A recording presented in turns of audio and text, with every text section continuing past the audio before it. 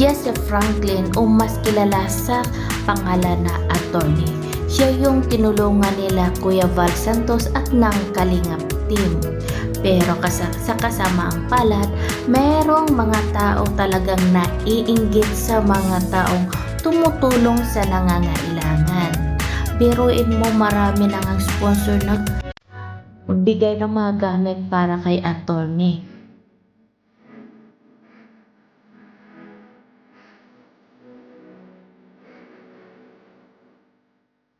Yan na guys, yung bahay ni Attorney, ang taas na ng hollow blocks.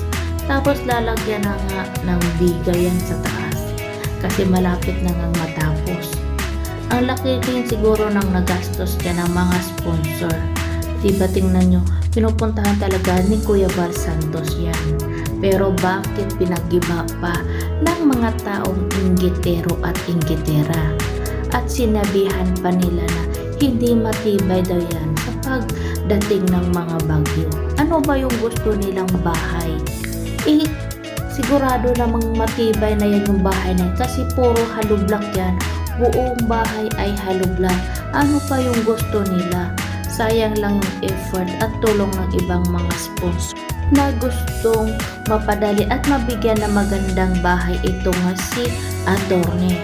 Pero sinayang lang nila yung pera. Para sa kaalaman nyo, hindi pinipulot ng mga sponsors yung pera na pinapadala nila dyan. At sana pahalagahan nyo naman. At sana konting respeto rin sa gumagawa dyan. Kasi pinaghirapan nila yung pera na pinadala para lang makatulong sa tao. Anong ginawa ng dalawang magaling na babae na to? Bakit nila pinagkaisahan si Kuya Val at walang respeto na pinagiba yung bahay na pinatayo niya? Ito yung sabi daw nila, hindi daw po matibay yung pinagawa na bahay at magigiba daw yan ng bagyo. Nga pinagibangan nila yung bahay ni Franklin o ni Attorney. Sayang nung mga materialis at effort na ginawa ni Kuya Val kasi sobrang taas na talaga ng bahay.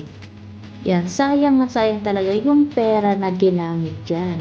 Isa na nung una pa lang sinabi na nila na sila yung gagawa ng bahay kung hindi nila gusto yung pinagawa ni Kuya Val.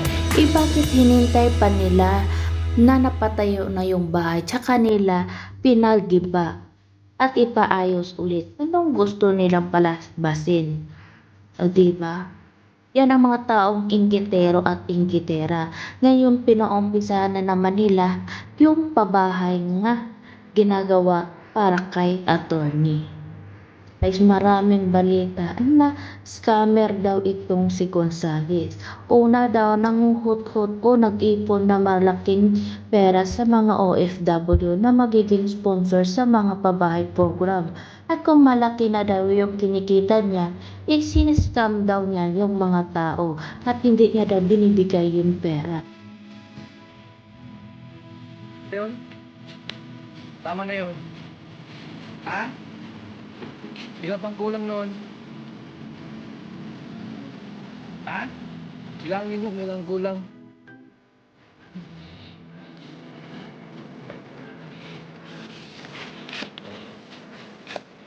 So dito yung mga hollow blocks pa, wala na pala. Konti na lang. Ilan po yung hollow blocks ang natira. Kaya ano pa tayo, mabili pa tayo ng karagdagan na hollow blocks para sa bahay.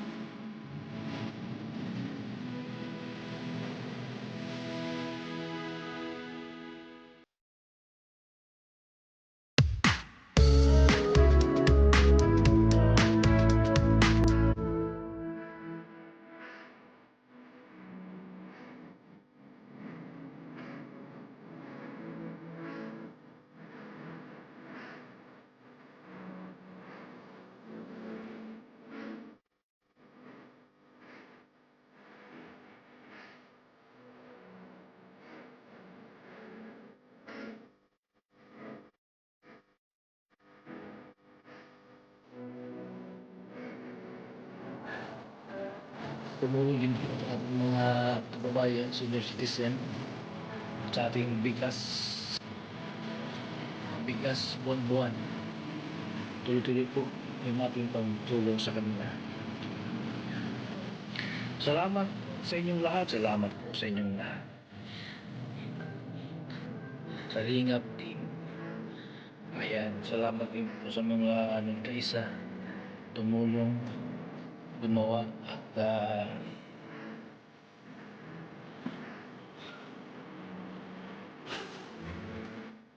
nagbo-volunteer sa lingap sa mga mahirap. Hindi nag-skip ng ads. Salamat po.